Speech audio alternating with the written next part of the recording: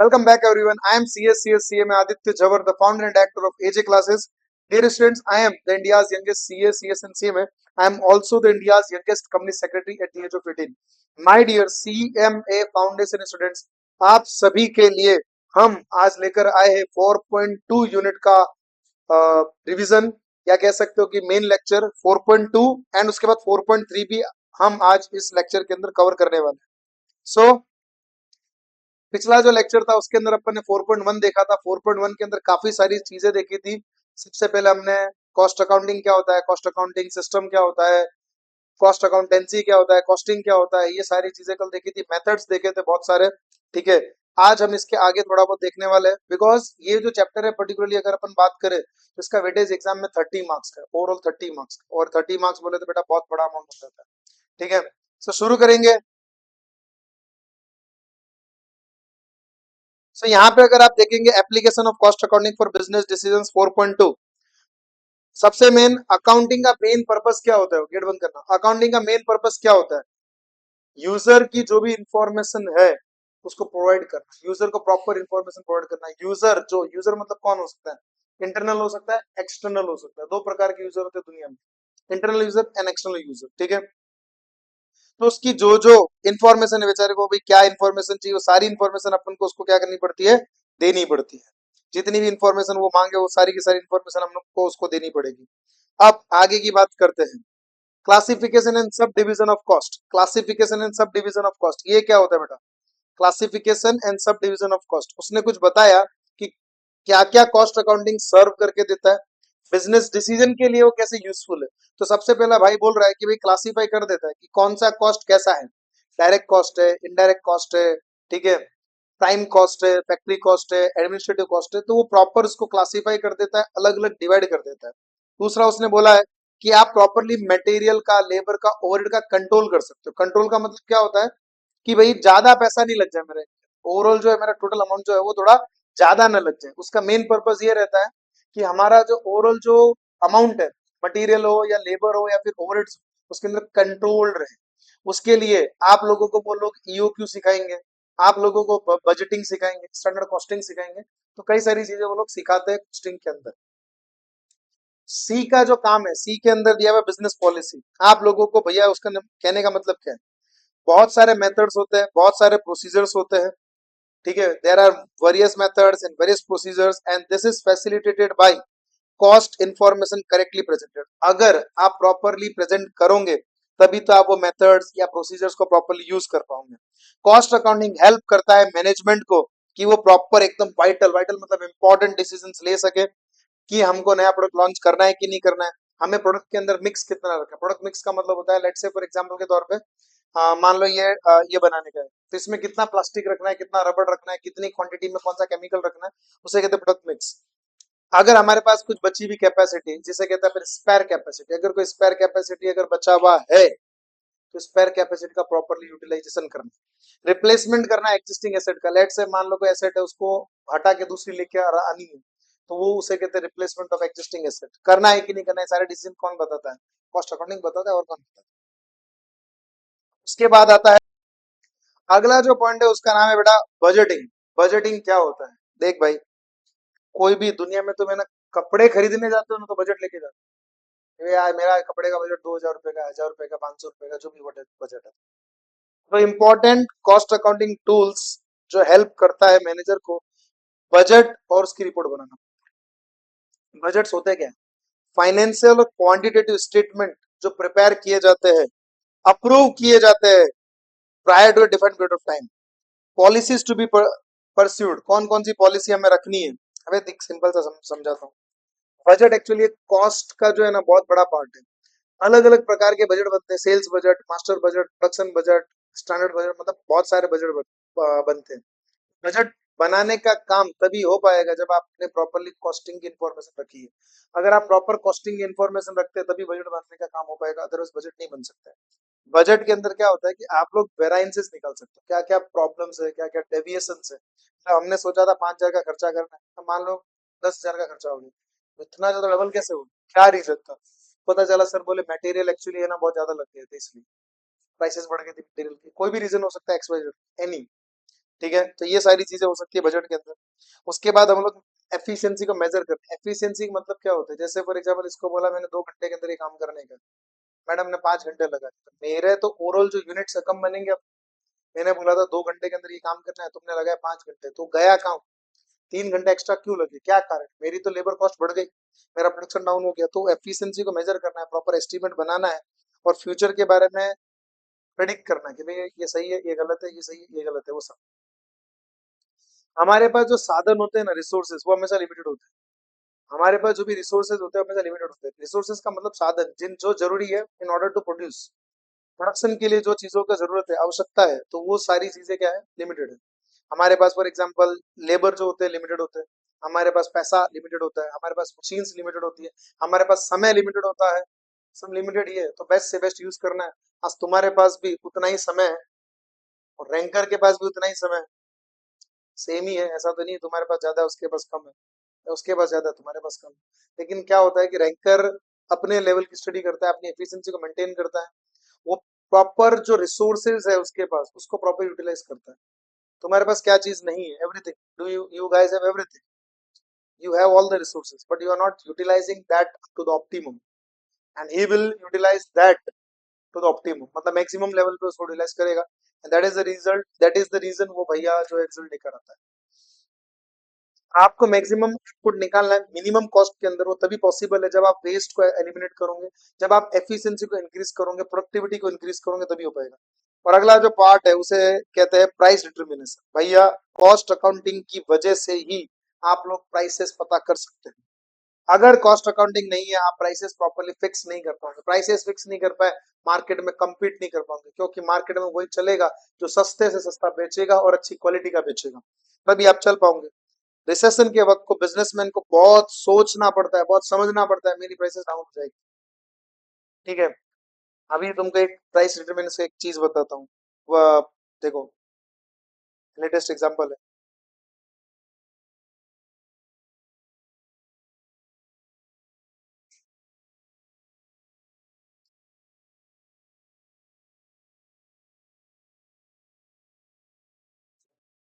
Fly 91 करके एक airlines है, फ्लाई 91 करके एक एयरलाइंस है, इसके अभी फेयर देखो कितने कम है। तुमको कहीं जाना है तो जा सकते हो। बैंगलोर से गोवा का फेयर सिर्फ 97 रुपीज, ओनली 97। ट्रेन का भाड़ा इससे ज्यादा होता है, ट्रेन का जो होता है ना फेयर, इससे ज्यादा होता है। ये भाई का जलगांव से हैदराबाद, पुणे से ये, ठीक है, और भी है बहुत सारे, देखो कितने सारे हैं। अगत्ती आइलैंड टू गोवा ये 991। अगाटी आइलैंड कहाँ है पता है, कौन सा है, नहीं पता। लक्षद्वीप, तो लक्षद्वीप भी जाना है घूमने के लिए, वैसे नॉर्मल जो फेयर होते हैं वो होते हैं 5 से 6 हजार रुपए, सिर्फ 991। इंट्रोडक्टरी ऑफर चल रहे हैं, क्यों, इसलिए चल रहे हैं क्योंकि ये कंपनी अभी नई नई बनी है, लास्ट ईयर इनकॉर्पोरेट हुई, तो इसके जो इंट्रोडक्टरी ऑफर चलते हैं कि भाई ये पीरियड है इसका अगस्त तक के लिए, जुलाई और अगस्त में 2 महीने का पीरियड आता है साल में। इन 2 महीने में अगर तुमको घूम के आना जाना है तो जाके आ जाओ, 1000 रुपए में सिर्फ। ठीक है, ये जो मैं बताना चाह रहा हूँ, क्या 991 ये कमा नहीं रहा होगा, थोड़ा तो कमा रहा होगा। उसने प्राइस सेट करी, कॉस्टिंग प्रॉपर निकाला होगा, तभी तो प्राइस सेट हुआ होगा। या कॉस्ट टू कॉस्ट काम कर रहा होगा, चलो ना, मैं देखो कमा नहीं रहा होगा, कॉस्ट टू कॉस्ट, कॉस्ट तो रिकवर करनी पड़ेगी। मैं नॉर्मल एग्जांपल देता हूँ भाई, 991 प्लस कन्वीनियंस चार्ज लेट से 250 रुपए, तो 1241 इसने तुमसे रुपए लिए होंगे। एक प्लेन में ऑन एन एवरेज 100 कस्टमर्स बैठते, सीटिंग कैपेसिटी 100, 1,24,100, 1,24,100 रुपीज उसने कलेक्ट किए रेवेन्यू के तौर पर। वो चेक करेगा कि मेरा खर्चा इतना बैठ रहा है क्या फ्लाइट का ऐसे करने में। ये सारे डिस्टेंसेस जो 500 से 700 किलोमीटर का डिस्टेंस है, ज्यादा नहीं है।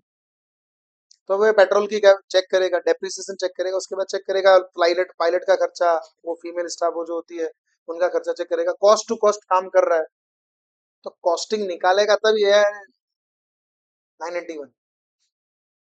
ऐसे हवा में बोल दिया उसने, देखो प्राइस देखो उसका। ठीक है, तुमको घूम के आना है तो, या किसी और को घूम के आना है तो जा सकते हो, बहुत कम सीटें बची है वैसे। ठीक है, रियली देखो ना, बैंगलोर तो अपन देख चेक करते हैं, देखो 9 सितंबर की फ्लाइट है, बेंगलोर से 15:45 की, और यहाँ पे पहुंचेगी ये ये क्या हो गया, हटना है, हटता ही नहीं। ओके गॉट इट, हट। ठीक है, 9/9 पर आप बुक करना जाओगे, मतलब मान लो बुक करने की कोशिश करते हैं, बुक करने की कोशिश करी, कितना बता रहा है अभी भी? ओहो 696 हो गया, और कम? ऐसे कैसे पॉसिबल? चलो कोई नहीं, डिस्काउंट दे दिया, बाकी का 250 300 वापिस ऐड भी कर देगा वो, कन्वीनियंस चार्ज के नाम से वो ऐड करेगा ही करेगा। बोलो 700 रुपये में बेंगलोर से सिंधुगढ़ की फ्लाइट, सिंधुदुर्ग की फ्लाइट है। आप बोलेंगे सिंधुदुर्ग है कहाँ पर? महाराष्ट्र के अंदर। ठीक है, बहुत अच्छा कोस्टल विलेज है।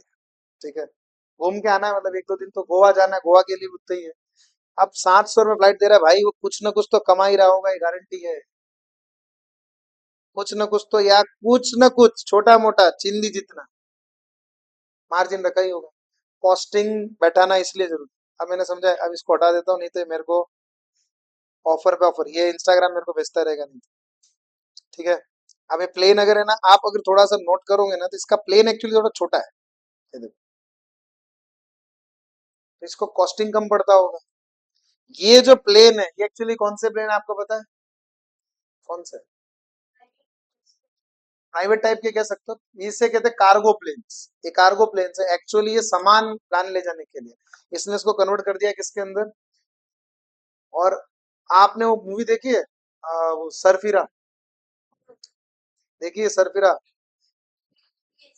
सर्राई नोडू करके एक मूवी है, शायद उसकी कॉपी है, क्या पोत्रु ऐसा कुछ नाम है, सर्राई पोत्रु, पता नहीं।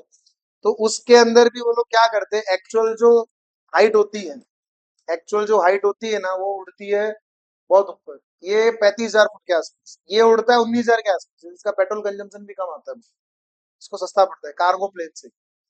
ठीक है, बट ये सेफ है, टेंशन नहीं लेने का। बोले सर सेफ होगा कि नहीं होगा? सेफ है भाई, टेंशन मत।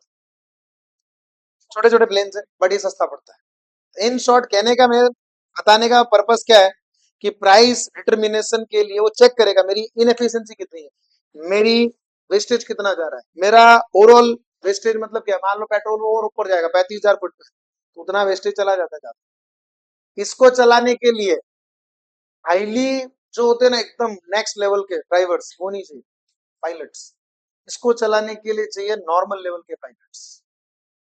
ठीक है, नॉर्मल लेवल, ऐसे लेवल का मतलब ऐसा नहीं कि वो खराब है, अच्छा ही होता है। ठीक है, मेरे को कोई इसने कमीशन नहीं दिया है, मैं तो बता रहा हूँ कि प्राइस डिटर्मिनेशन ये चीज है। ठीक है, so if prices are fixed without cost information, अगर मैं बिना कॉस्ट इन्फॉर्मेशन के प्राइस को फिक्स कर दूंगा तो लोचा क्या हो?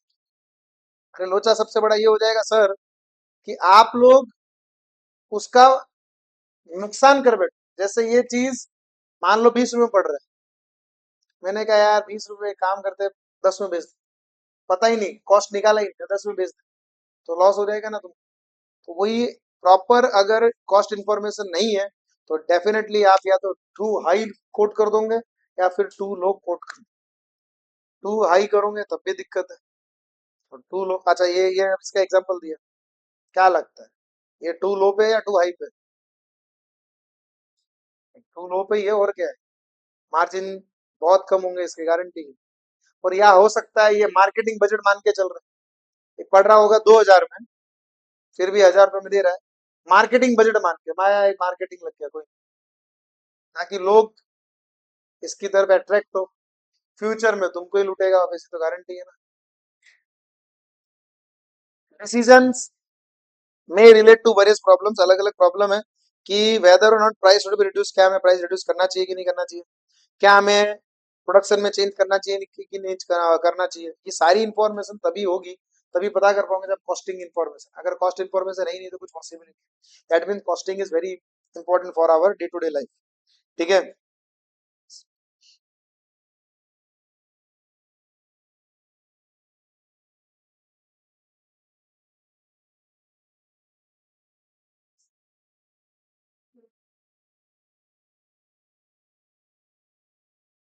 ठीक है, आगे बढ़ते हैं,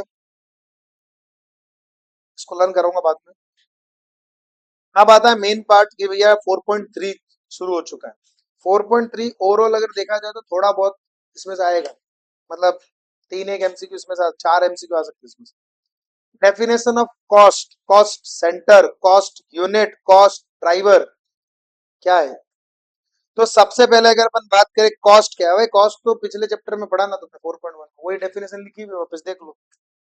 अमाउंट ऑफ एक्सपेंडिचर, चाहे एक्चुअल हो चाहे नॉमिनल हो, कोई भी हो चलेगा, लेकिन किसी पर्टिकुलर थिंग एक्टिविटी के प्रति जो लगती है वो, ठीक है।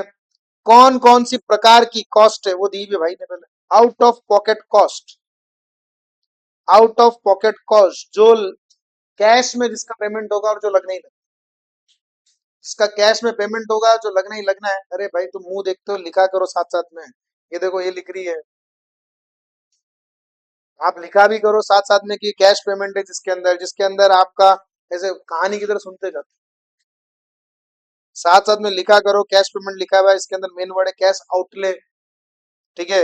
As opposed to cost which do not require any cash outlay. भाई depreciation is not out of pocket cost, वो जाता ही नहीं, उसमें कैश कहाँ जा रहा है, वो तो नॉन कैश आइटम है, तो वो नहीं होता है out of pocket. Out of pocket में जिसमें एक्चुअली रोकड़ा जा रहा है, वह कॉस्ट जिसमें रियल में आपका कॉस्ट लग रहा है, जेब से लग रहा है। जैसे फॉर एग्जाम्पल के तौर पे मुझे बड़ा ऑर्डर आने वाला है, मान लो वड़ा पाव का, मैं मान लो वड़ा पाव बनाता हूँ, मेरे को बड़ा पाव का बड़ा ऑर्डर आने वाला है, तो मैं सिर्फ उस समय चेक करूंगा मेरी कौन सी को जो मेरे जेब से लग रही है, जिसमें मेरे जेब से पैसा जाए। अभी डेप्रिसिएशन काउंट करने क्या बोले, अरे मेरा तो ये जो है पूरा सेटअप है उसका डेप्रिसिएशन लगता है। अरे तो ऑर्डर लेने के लिए उस समय जरूरत नहीं है वो डेप्रिसिएशन का दिमाग में लेने की, प्रॉफिटेबिलिटी पता नहीं करनी, मेरे को सिर्फ ये पता करना है कि मेरे को मेरे पोसाता है कि नहीं पोसाता है। आउट ऑफ पॉकेट कॉस्ट कब काम आता है? अकाउंटिंग कॉस्ट में तो डेप्रिसिएशन भी आ गया ना, फिर आ गया ना, टोटल ओवरऑल कॉस्ट कॉस्ट आ गया वो सब कुछ।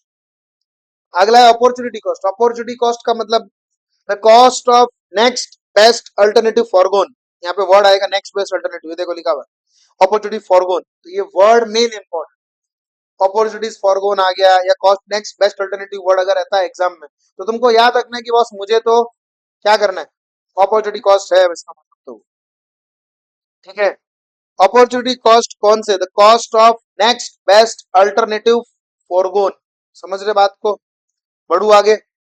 देख भाई समझाता हूँ इसको क्या है अपॉर्चुनिटी कॉस्ट का मतलब। तुम यहाँ पे अभी बैठे हो, इसका मतलब तुम क्या नहीं कर रहे हो, तो यहाँ पे बैठे मतलब तुम घर पे मस्त आराम नहीं कर रहे हो, that means you are sacrificing your आराम इन ऑर्डर टू स्टडी। लड़के क्रिकेट नहीं खेलने गए, बोले सर क्रिकेट खेलने नहीं गए हम लोग, समझ रहे हो क्या, क्रिकेट खेलने नहीं गए हम लोग, तो बोल रहे सर क्रिकेट खेलने नहीं गए आप, क्योंकि हमको बैच में आना पड़ा, आपकी वजह से हम लोग क्रिकेट खेलने नहीं गए। ऐसा ही है ना, नेक्स्ट बेस्ट अल्टरनेटिव तुम्हारे पास क्या था, क्रिकेट, लेकिन फिर भी तुम उसको छोड़ के आए हो कि भाई पढ़ाई करने का वो ज्यादा जरूरी। भाई मैं तुमको यहाँ पे पढ़ा रहा हूँ, मैंने कितने का जॉब छोड़ा है, कितने का, जितने का भी छोड़ा है, क्या करना। 10 साल हो गए मेरे को सीए बने, सोच, 10 साल हो गए सीए सीए से मैंने ऑलमोस्ट। तो आज अगर जॉब कर रहा होता तो एक नेक्स्ट बेस्ट अल्टरनेटिव पे था, मैं ये नहीं करता तो वहां पे पैसा कमा रहा होता, तो ये करने के चक्कर में मैंने वो छोड़ दिया। तो जब मैं इसका बिजनेस का डिसीजन ले रहा होऊंगा, तो मैंने दिमाग में वो चीज रखी होगी कि मैं बिजनेस में इतना कमाऊंगा और जॉब में इतना कमाऊंगा, दिमाग में तो लिया होगा, अपॉर्चुनिटी कॉस्ट है मेरे लिए वो। मैम ने, ठीक है, मैम अभी तक जॉब कर रहे थे, बिजनेस में आए, तो एक तरह से वो पगार सैलरी इतना बड़ा जो आता है वो क्या हो गया, सेक्रीफाइस करना पड़ा इन ऑर्डर टू डू। ये क्यों कब किया हो, ये कब किया हो, जब इसमें आपको मजा आ रहा होगा तब, ठीक है। पैसा हमारे लिए सेकेंडरी प्रोडक्ट है, पैसा हम इतना ध्यान नहीं देते, ठीक है। सो अपॉर्चुनिटी कॉस्ट का मतलब क्या होता है बॉस, आप जब डिसीजन लेते हो ना, जैसे फॉर एग्जांपल मेरे पास एक वड़ा पाव का ऑर्डर आया, एक मेरे पास समोसे का ऑर्डर आया। वड़ा पाव में मेरे को ओवरऑल प्रॉफिटेबिलिटी मिल रही है 2,000 रुपए की नेट, समोसे में मेरे को प्रॉफिटेबिलिटी मिल रही है 3,000 रुपए की, मैं क्या चुनूंगा, 3,000। है ना, क्योंकि मेरे को ओवरऑल अगर चेक कर रहा हूँ कि वड़ा पाव और समोसा में मेरे को 1000 रुपए का नुकसान है वड़ा पाव के, तो ये अपॉर्चुनिटी कॉस्ट है। अकाउंट रिकॉर्ड नहीं करता क्योंकि गई तो है ही नहीं। आज मैं अगर सैलरी को छोड़ के बैठा हूँ अकाउंट में थोड़ी लिखूंगा सैलरी गई मेरे जेब से, मैं लिखूँ रिकॉर्ड कैसे करूँ? बट डिसीजन मेकिंग के लिए अपॉर्चुनिटी कॉस्ट की जरूरत है। डिसीजन लेना, तुम भी तो लेते हो, ये सब सोचते हो। जैसे मान लो किसी के मैरिज में जाना है, बोले सर पढ़ाई का नुकसान होगा नहीं जा रहे, तो तुमने अपॉर्चुनिटी कॉस्ट एक तरह का, क्योंकि अगर तुम चले जाओ तो तुम्हारा एक अटेम्प्ट चला जाए, क्या पता। वही चीज है। संक कॉस्ट, संक जंक एक तरह से, संक जंक। जंक का मतलब क्या होता है? जंक का मतलब कचरा। संक कॉस्ट, संक का मतलब जो काम का ही नहीं, जो डिसीजन लेने का मेरे को कोई डिसीजन में उसका कोई रेलेवेंस नहीं। अभी 10 साल पहले फॉर एग्जाम्पल मान ले पक्का मैंने खरीदा, आज इसका डिसीजन लेने के लिए भाई इसके इसका वड़ा पाव पड़ रहा है, मैंने सोचा 10 साल पहले पक्का खरीदा था यार, इसका तो कॉस्ट रिकवर करना पड़ेगा, तो आज जरूरत है इस चीज का, तो लग गया अभी। अब उसको क्यों सोच रहे हो डिसीजन लेने के लिए, वो तो लग चुका है। और वो इरिवर्सिबल भी नहीं कि नहीं इसको अपन चेंज कर सके, नहीं वो इरिवर्सिबल, अभी तो फिर कंसिडर क्यों करने का, ये इरिकवरेबल। दूसरा डिसीजन में कोई पर्पस नहीं है, कोई लेना देना नहीं। इम्प्यूटेड कॉस्ट, हाइपोथेटिकल कॉस्ट या नोशनल कॉस्ट कहते हैं, अंडरलाइन करना। इम्प्यूटेड कॉस्ट कौन सा कॉस्ट? Hypothetical cost. कौन सा कॉस्ट है? Hypothetical cost. कौन सा कॉस्ट है? हाइपोथेटिकल।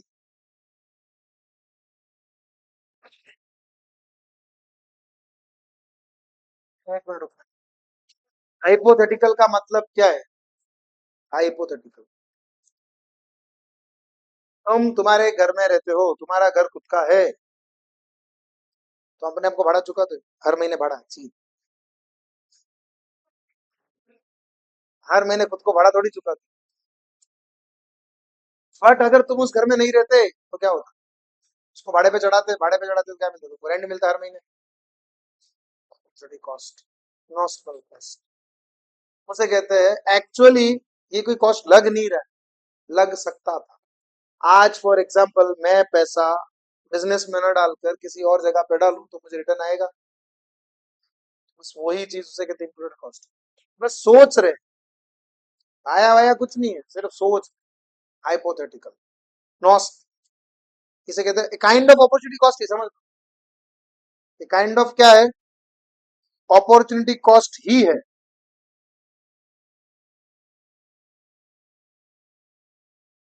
एक जैसे ही, कोई ऐसा फर्क नहीं। बट डिसीजन में इसका जरूरत पड़ता है, बिल्कुल जरूरत पड़ेगा। डिसीजन में इसका क्या पड़ेगा? जरूरत पड़ेगा, बिल्कुल जरूरत पड़ेगा। ओके, आगे बढ़े। अगला जो है उसका नाम क्या है बेटा? इम्प्यूटेड के बाद आता है रिलेवेंट। रिलेवेंट, अरे राम से ही पता चल रहा है रिलेवेंट। रिलेवेंट मतलब which is very much necessary for the purpose of decision making. उस कॉस्ट जो आपके लिए डिसीजन के लिए बहुत ज्यादा रिलेवेंट, डिसीजन इनके बिना लिया ही नहीं जा सकता, रिलेवेंट कॉस्ट है। अलग अलग टाइप ऑफ कॉस्ट आती है, अवॉइडेबल, अनअवॉइडेबल। अवॉइड जो अवॉइड की जा सकती है, अनअवॉइड जो अवॉइड नहीं की जा सकती, सिंपल। जैसे फॉर एग्जाम्पल के तौर पे इलेक्ट्रिसिटी का खर्चा मैं अवॉइड कर सकता हूँ कि तुमको फॉर एग्जाम्पल मेरे को क्लास में पढ़ाने का है, तो मैं इलेक्ट्रिसिटी का खर्चा अवॉइड कर सकता हूँ किसी भी तरीके से? नहीं, क्यों? तो सर इलेक्ट्रिसिटी बिना कैसे चलेगा, ये आपका चलेगा कैसे? मैंने बोला सर मैंने इलेक्ट्रिसिटी करवाई नहीं मेरे यहाँ, तो खर्चा आता है, तो कोई आएगा मेरे यहाँ? कोई नहीं आएगा, सीधी गणित है ना। तो ये अनअवॉइडेबल एक तरह से। अभी फॉर एग्जाम्पल एडवर्टीजमेंट एक तरह से मैं अवॉइड कर सकता हूँ फिर भी एक बार के लिए, कि नहीं इस साल थोड़ा कम करेंगे, इस साल ये करेंगे, अवॉइड करे आना, थोड़ा अवॉइड किया जा सकता है। तो अनअवॉइडेबल वह खर्चे जो पॉसिबल ही नहीं है जिसको अवॉइड करना, जो होना ही होना है, फिक्स्ड एक तरह से। अवॉइडेबल जो फिक्स नहीं है, you can avoid it to some extent. Controllable not, वही सेम, जिसके ऊपर मैनेजमेंट का कंट्रोल है, वो कंट्रोलेबल। अनकंट्रोलेबल जैसे एग्जांपल के तौर पे रेंट को कंट्रोल कर सकता हूँ कि इस महीने ज्यादा रहेगा, इस महीने कम रहेगा। इलेक्ट्रिसिटी को थोड़ा कंट्रोल कर सकता हूँ, भाई एसी जरूरत नहीं है तब नहीं चलाऊंगा, ठीक है, लाइट बंद बंद रखूंगा जब जरूरत नहीं है तब, तो थोड़ा हद तक कंट्रोल कर सकते। कंट्रोलेबल मैनेजरियल के जो उसमें पावर से कंट्रोलेबल अनकंट्रोलेबल, यहाँ तक को डाउट है? उम्मीद करते नहीं होगा। डेफिनेशन ऑफ कॉस्ट सेंटर, अगला पॉइंट क्या है बेटा, अगला पॉइंट, नेक्स्ट पॉइंट क्या है, देख भाई समझ। अगला पॉइंट है cost centre. The cost centre are the collecting places for cost before they are further analysed for cost accounting purpose, departments are termed as cost centre.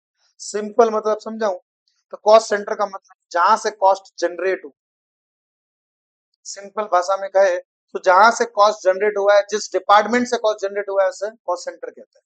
Example sir, marketing department से marketing का cost generate हुआ था। Marketing department होता ही नहीं तो marketing होती ही नहीं, होती ही नहीं तो कॉस्ट ही नहीं होती। सेल्स डिपार्टमेंट की वजह से सेलिंग के खर्चे लगते हैं, नहीं तो लगते ही नहीं। प्रोडक्शन डिपार्टमेंट की वजह से प्रोडक्शन का खर्चा लगता है, नहीं तो लगता ही नहीं। कॉस्ट सेंटर वो है, जैसे प्रोडक्शन हो गया, सर्विस लोकेशन हो गया या फंक्शन हो गया, कोई भी चीज जहां से कॉस्ट जनरेट हो रही है वहां से उस डिपार्टमेंट से, उस डिवीजन से, उस मशीनरी से जितनी भी कॉस्ट जनरेट हो रही सब जोड़ दो। Parvat Patiya branch, Vesu branch, Vesu branch से जितनी भी कॉस्ट जनरेट हो रही है सब जोड़ दो, कॉस्ट सेंटर है। समझ रहे हो बात को? ये दो टाइप की होती है, पर्सनल, इम्पर्सनल। पर्सनल जिसमें पर्सन और ग्रुप ऑफ पर्सन होते हैं, एंड कॉस्ट सेंटर जिसके अंदर पर्सनल नहीं होते, मतलब इन शॉर्ट जो अदर देन पर्सनल है। कॉस्ट ऑब्जेक्ट क्या होता है, ऑब्जेक्ट क्या होता है बॉस, देख समझ। चाहे प्रोडक्ट प्रोडक्ट हो गया, चाहे सर्विस हो गया, कुछ भी हो तो ऑब्जेक्ट क्या है। ऐसे फॉर एग्जाम्पल देखो, सिंपल समझाता हूँ देख। पर यूनिट जो कहते हैं ना अपन, एक तरह से कॉस्ट ऑफ, जैसे पर स्टूडेंट अपने केस में, फॉर एग्जाम्पल के तौर पे बिल्डर है, बिल्डर पर कॉन्ट्रैक्ट, पर बिल्डिंग, ऐसे, ठीक है। पर कस्टमर, पर प्रोसेस, ये ऑब्जेक्ट, ठीक है। पर होटल, पर होटल रूम, पर पेशेंट, ये सारी चीजें जो किसमें आती है, किसमें आती है, कॉस्ट ऑब्जेक्ट कहते हैं।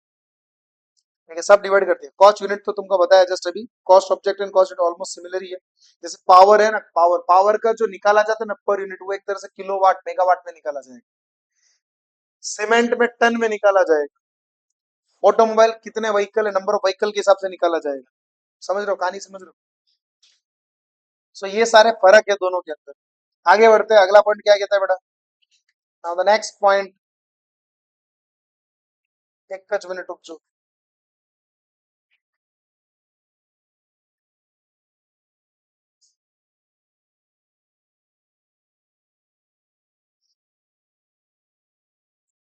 ऑडिट फॉर्म जितनी फाइल है उतने के हिसाब से, जितनी फाइल है आपके according to that.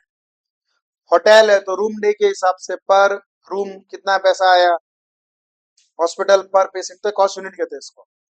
Cost driver, cost driver simple सा गणित, ये मतलब जिसकी चीज जिसकी वजह से कॉस्ट लगता है। जैसे एग्जांपल समझाता हूं, जैसे रेंट, रेंट स्क्वायर फीट के हिसाब से लगेगा। ज्यादा स्क्वायर फीट ज्यादा रेंट, कम स्क्वायर फीट कम रेंट। ये जो लाइट का खर्चा है वो अकॉर्डिंग टू जितने लाइट पॉइंट्स, भाई भाई यहाँ पे इतने लाइट, इतने पंखे, इसके हिसाब से जो कॉस्ट जनरेट होती है। कॉस्ट ड्राइवर जैसे for example inspection cost, inspection cost जितने नंबर ऑफ इंस्पेक्शन हो गए उसके हिसाब से लगेगा। ज्यादा इंस्पेक्शन ज्यादा कॉस्ट, कम इंस्पेक्शन कम कॉस्ट, उसे कॉस्ट ड्राइवर कहते हैं। कॉस्ट ड्राइवर मतलब वह चीज जिसकी वजह से कॉस्ट ड्राइव कर रही है। इंस्पेक्शन कॉस्ट में इंस्पेक्शन की वजह से हो रही है, सेटअप कॉस्ट सेटअप की वजह से, इलेक्ट्रिसिटी लाइट पॉइंट की वजह से हो रही है, रेंट के में फ्लोर स्पेस की वजह से, employ salary, number of employees की वजह से वेराई कर रही है। तो वो सारी चीजें कॉस्ट ड्राइवर का। ठीक है, कॉस्ट एलोकेट करना मतलब वही, इतना खर्चा इधर डालो, इतना खर्चा इधर डालो। जैसे मान लो स्टाफ, ऐसे परत पाटिया ब्रांच का खर्चा थोड़ा ज्यादा है, क्योंकि स्टाफ ज्यादा होते हैं, स्पेस ज्यादा है, इलेक्ट्रिसिटी ज्यादा कंज्यूम होती है। ठीक है, तो ये हो गया एलोकेशन। तो मैंने क्या करा, मैंने 50-50 कर दो, एक काम करो, ऐसे से सही रहेगा क्या? मेरा टोटल खर्चा जो भी है मैंने 50-50 कर दी, ऐसे चलेगा? नहीं, मुझे ओवरऑल कॉस्टिंग अलग निकालनी पड़ेगी। ऑनलाइन की अलग कॉस्टिंग, ऑफलाइन की अलग कॉस्टिंग, परत पाटे की अलग कॉस्टिंग, वेस्टो की अलग कॉस्टिंग, ये जितनी अलोकेट करना पड़ेगा उसे कहते हैं कॉस्ट एलोकेशन। आपने प्रॉपर इस सर्विस डिपार्टमेंट में इतने वर्कर्स थे, इतना इनका वेज है, इस डिपार्टमेंट में इतने वर्कर्स थे, इनका इतना वेज, आपने प्रॉपरली एलोकेट करा एक एक करके, तो वो होता है cost allocation. Cost apportionment almost similar to that, ठीक है, ऑलमोस्ट सिमिलर। जो आपने जितना अपॉर्चन मतलब वही जो आप डायरेक्टली चार्ज नहीं कर सकते। अभी मान लो फॉर एग्जांपल के तौर पे समझाता हूँ, एडवर्टीजमेंट है, एडवर्टीजमेंट मैंने दोनों जगह इक्वल करवाई है let's say, but exact data नहीं है मेरे पास कितने नंबर इधर गए थे, तो मैंने अपॉर्शन कर दिया। मैंने कहा भाई एक काम कर, तो 40% डाल, 60% चार्ज, बस एग्जैक्ट डेटा नहीं था ना। ऑनलाइन की मार्केटिंग करी, तब ऑनलाइन की मार्केटिंग करी तो उसका देख मान लो भी 50,000 रुपये लग गए अपने ऑनलाइन मार्केटिंग। अब वेसु के टूवर्ड्स कितने हुए, परत पाटे के टूवर्ड्स कितने हुए, कुछ पता चला तुमको? पता चल पाएगा कि नहीं, इतने लोग वेसु में देखे थे, इतने लोग परत पाटे में देखे होंगे, ऐसा कर सकता हूँ मैं कुछ अपोर्शन? तो मैंने क्या 50-50 कर दिया। अपोर्शनमेंट का मतलब क्या होता है, वह कॉस्ट जो आइडेंटिफाइबल तो नहीं है। एलोकेट का मतलब क्या, आइडेंटिफाइबल, हाँ आप अलोकेट कर दो अकॉर्डिंग टू द बेसिस जो रियल है। अपोर्शन का मतलब आपने क्या किया, भाई अपन को पता नहीं है लेकिन मैंने मेरे हिसाब से कर दिया। समझे बात को भाई? और भी बहुत एग्जांपल हो सकते हैं, जैसे मेरे को एक पर्टिकुलर इलेक्ट्रिसिटी का चार्ज लगा, मान लो कंबाइन खर्चा आता है दोनों का, एक से सेपरेट बिल नहीं आता, एक एग्जांपल है। अगर सेपरेट आए तो कहानी खत्म होगी ना, अलोकेट ऊपर वाले का अलग, नीचे वाले का अलग, अलोकेट ही हो गया। अब मेरे को एक कंबाइन बिल आता है, बोले इसका मैं कैसे पता करूं कि थर्ड फ्लोर ने कितनी इलेक्ट्रिसिटी कंज्यूम करी और सेकंड फ्लोर, क्योंकि मेरे को तो कंबाइन मिला, पोर्सन कैसे करूं? तो मेरे को क्या करना पड़ेगा, 50-50 करना पड़ेगा। तुम्हारे घर में 5 एसी चलते हैं, कौन सा एसी कितने घंटे चलता है, हिसाब किताब रखते हो क्या? बोले इतना एसी 1 घंटे चला, ये वाला तो पूरे दिन चलता है, ये वाला 2 मिनट चलता है, ये वाला 10 दिन में एक बार चलता है। You can not apportion, you can not apportion in that case. तो आप लोग क्या करोगे, इक्वल। वो चीज होती है cost apportion, you can not apportion, you can not allocate. अब आता है मेन जिसका नाम है कॉस्ट अकाउंटिंग स्टैंडर्ड्स। हाँ, 24 स्टैंडर्ड है, कितने स्टैंडर्ड है? 24 स्टैंडर्ड्स आर देयर। सो आप लोगों के 24 के 24 क्या करने पड़ेंगे, लर्न करने पड़ेंगे, और क्या करना? तो करो बैठ के लर्न। 24 स्टैंडर्ड है आपके पास, मैंने दिए 2 मिनट, लर्न करके बताओ। हो जाओ शुरू फटाफट, रेडी?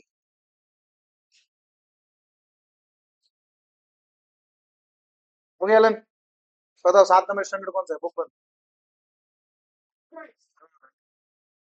चॉइस नंबर, तो फिर पता चल रहा है नहीं भाई, याद है? 21 नंबर पता चलेगा ऐसे अचानक पूछा तो नहीं याद रहेगा? अच्छा, याद करने का वक्त दिया तो याद रहेगा, ऑफ कोर्स। कितनी देर में याद हो जाए? 24 घंटे में हो जाए, तो 1 घंटे में लर्न हो जाएगा पूरा प्रॉपर एकदम लाइफ टाइम के लिए। हाँ भूखा, भूखा घट्टा, तो क्या पॉसिबल है वो लाइफ टाइम वाला? बिल्कुल नहीं। भूल गए सारा, गायब, थोड़ा थोड़ा, पूरा पूरा याद है exact 100% word to word? It is not possible, it is not possible. तो सीधी गणित है, तो इसको लर्न करवाना पड़ेगा, तो लर्न करवाते हैं आप लोगों को, चिंता मत करो। गिनकर, गिनकर 3 मिनट 180 सेकंड में पूरा लर्न हो जाए। तुम 1 घंटा बोला, मैं 3 मिनट में बोलो पूरा लर्न करा। सबसे पहले 2COC, 2COC लिखते जाओ, ठीक है? 2COC, AMEU, पदार, 2COC AMEU पढ़ा, 2COC AMEU पढ़ा, 2COC AMEU पढ़ा, SPS, 2COC AMEU पढ़ा, SPS। हमारी दी आरजे है, हमारी दी आरजे है, और आर क्यू मोटी, आर क्यू मोटी, 2COC AMEU पढ़ा, SPS आर क्यू मोटी, DIRJ आर क्यू मोटी, 2COC AMEU पढ़ा। पहले इतना लर्न करो, हाँ। फिर SPS, हमारी दी आरजे है, आर क्यू मोटी है, MOT की जगह मोटी याद रखो तो याद रहेगा, MOT, ठीक है? मेरी मम्मी एक्चुअली क्या कराती थी, स्पेलिंग लर्न कराती थी ना, तो ऐसे ही कराती थी।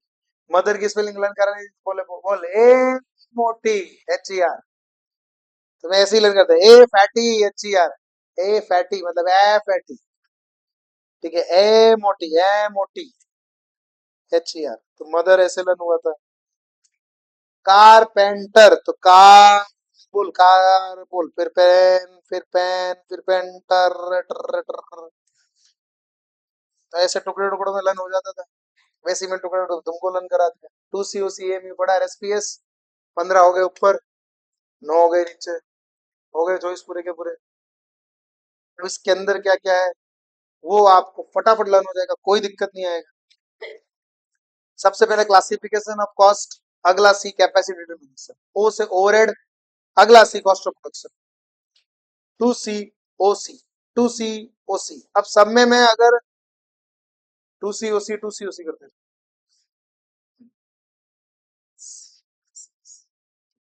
2COC, तो सी बड़े ग्रेट हो जी ऐसा। Classification of cost, capacity determination, sun and operation overheads, मतलब मेन एक्चुअली इसका ओवरहेड है, और कॉस्ट ऑफ प्रोडक्शन, ठीक है। 2COC याद रखने का थोड़ा सा। Classification of cost, capacity determination, O से ओवरहेड, पी से production, AMU average, material, employ, और यू से यूटिलिटी।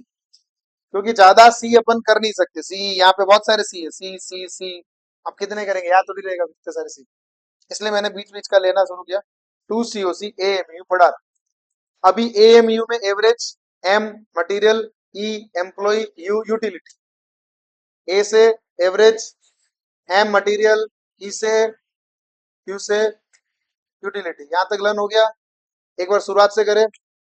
सबसे पहला क्लासिफिकेशन, फिर कैपेसिटी, फिर ओवरहेड्स, सी से कैप वो क्लासिफिकेशन ऑफ नहीं, कॉस्ट ऑफ प्रोडक्शन, ठीक है, एवरेज, मटेरियल, एम्प्लॉय, यूटिलिटी। पडार में packing, direct, administrative, repair, packing, direct, administrative, repair, packing, direct, administrative, repair. तो सबसे पहले वापस चलेंगे सी से, सब classification, capacity, overhead, cost of production, average, material, employ, utility, packing, direct. हाँ, हो गया, 12 हो गए, देख लो, 12 लर्न हो गए। SPS, एस में पहला एस कौन सा है, service, service cost centre, pollution control centre, selling and distribution. पहला एस सर्विस कॉस्ट सेंटर, दूसरा पॉल्यूशन, फिर इसका मेरे पास एक तरीका और है, अगर आप लर्न करना चाहो तो। पहले रिपेयर कराएंगे, फिर सर्विस कराएंगे, फिर वो गाड़ी पॉल्यूशन करेगी, और उसके बाद उसको सेल करते हैं। पहले रिपेयर कराएंगे, फिर सर्विस कराएंगे, मतलब रिपेयर कराया, सर्विस कराया, पॉल्यूशन कर रही है गाड़ी बेचती। क्योंकि यहाँ पे ही मुझे पता है बच्चों से गड़बड़ होगी, तो लर्न करते हैं। रिपेयर कराएंगे, सर्विस कराएंगे, हाँ तो लिख लो ना, लर्न करवा रहा हूँ तो लिख लो। रिपेयर कराएंगे, सर्विस कराएंगे, साथ में इसके आगे ही लिख दो, रिपेयर कराएंगे, सर्विस कराएंगे, पॉल्यूशन करेगा, बेच देंगे, सेल कर देंगे। तो आगे सेलिंग डिस्ट्रीब्यूशन। यहां तक तुमको लोचे होंगे। अगर जो इस पर्टिकुलर 4 में प्रॉब्लम आएगी, इसके बाद तुमको प्रॉब्लम नहीं है, कि मेरी गारंटी। अगला DIRJ, depreciation, interest, research, joint, क्योंकि जे एक ही है, आर 2 3 है, तो उसका भी मेरे पास तरीका है लर्न कराने का। डी, डी से डेप्रिसिएशन ही होता है। सो क्या था पॉइंट भैया, 2COC, AMEU, पडार, SPS, हमारी DRJ है और आर की मोटी है। तो सबसे पहले अब अगला जो है वो DIRJ है। डी में डेप्रिसिएशन, आई में इंटरेस्ट, आर में रिसर्च, वो आर भी आ रही है और ये भी आ रहे हैं, तो उसको याद कराने का तरीका प्रिपेयर था। यहाँ पे रिसर्च, ठीक है, इसके बाद बताऊंगा कैसे करना है। जे का ज्वाइंट ही रहेगा हमेशा। आर क्यू मोटी, आर है, अब वापिस आर आ गया, आर आर आर, ठीक है। तो यहाँ पे मैं याद कराता हूँ कैसे याद रखना है। 3 R है, री रो, री रो, री रो, वो याद रहेगा, तुमको याद आ जाएगा रॉयल्टी। वो रिपेयर है तो अगला बचा रिसर्च। ठीक है, तो री रो।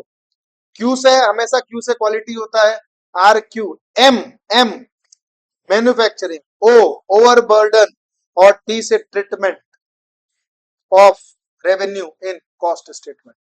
इतना याद रखना है, फटाफट लर्न हो जाए। पहला याद करके देखिए पूरा, एक बार पूरा चॉइस के चॉइस बोल के देखते, क्योंकि एग्जाम में 3 MCQ आ सकते हैं इसमें। वो पूछेगा CA17 कौन सा है, ऐसा पूछेगा। इनमें से 4 ऑप्शन देगा, पूछेगा CA17 कौन सा है, तो तुमको याद होना चाहिए। कैसे याद करोगे? टू, मतलब एक CCOC, AMEU, मतलब 12 तक पहुंच गए। ठीक है, 2COC AM 8 पे पहुंचे, 8 पे पहुंच गए। PDAR 12 पे पहुंच गए। SPS 15 पे पहुंच गए। DI, आई बोले तो इंटरेस्ट, तो याद रखना कि आई पे इंटरेस्ट आ रहा था। इंटरेस्ट MCQ में आएगा ही आएगा, 3 आएंगे, मतलब 6 मार्क के इंटरेस्ट है। सो सबसे पहले classify, capacity, overhead, cost of production, बोलते जो साथ साथ। A average, M E U P V direct, A R repair करेंगे, पॉल्यूशन करेगा, सेल कर देंगे, तो सेलिंग तक हो गया, SPS तक आ गया। अब D depreciation, I interest, R research, J joint. ठीक है, RQ मोटी, रो royalty, Q quality, M manufacturing, O overburden, T treatment. ठीक है,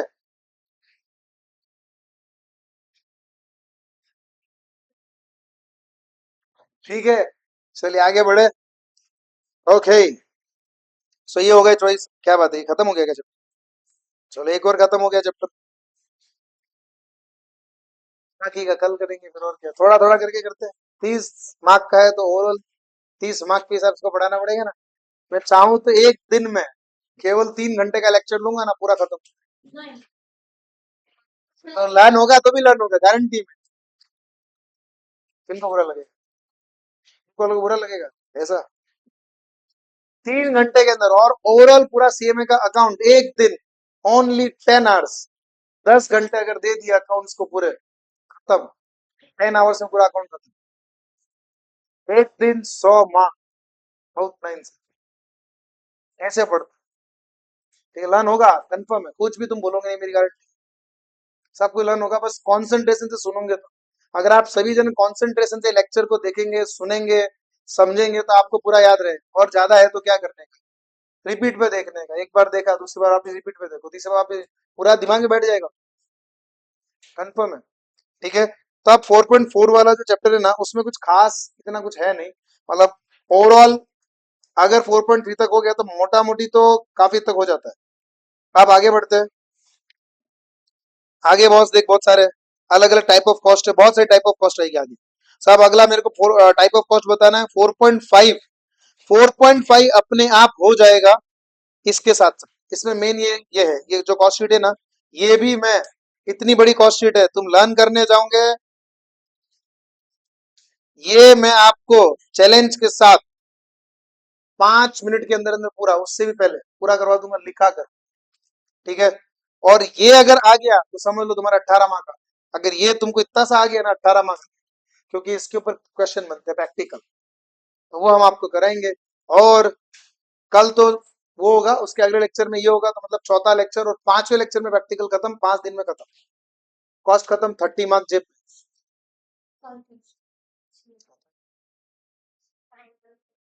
10 बजे आने का, और क्या, 10 से लेके 11 बजे तक के बीच में टेस्ट आने का। 10 बजे मत आओ, एक काम करो, लेट आओ, 10:30 बजे, 10:30 से 11:30 के बीच में टेस्ट दे देना। 11:30 लेक्चर शुरू कर देंगे, और बस 12:30 1 बजे तक ले लेंगे लेक्चर। ठीक है, रोज आपके टेस्ट हो रहे हैं, सही है, और रोज आपके टेस्ट होते हैं। मस्त, ये जितने पेपर आपको दिए जा रहे हैं ना इतने सारे, ये सब संभाल के ओवरऑल 5 से 6 हजार एमसीक्यू हो जाएंगे सब मिलाकर, 5000 प्लस एमसीक्यू हो जाएंगे, क्योंकि इंडियन कॉन्ट्रैक्ट एक्ट के अंदर हम कम से कम आपको 300 से 400 एमसीक्यू कर रहे हैं। इंडियन कॉन्ट्रैक्ट एक्ट के अंदर 300 से 400 एमसीक्यू, उसमें सेल्स ऑफ गुड्स एक्ट में करीबन करीबन 400 एमसीक्यू। कुछ चैप्टर है जिनके एमसीक्यू मतलब मिल ही नहीं पाते, बन नहीं पाते, तो वो जो चैप्टर्स है उनमें से बताएंगे कि ये चैप्टर में से ज्यादा नहीं है, तो जो कंटेंट है उसी में से आने वाला बुक का जो है ऑलमोस्ट, ठीक है। सो बस पढ़ाई करो घर पे, और क्या। टाटा बाय बाय, मिलेंगे कल अगले लेक्चर के अंदर। तब तक के लिए खुश रहिए, मस्त रहिए, और एजे क्लासेस को फॉलो करते रहिए।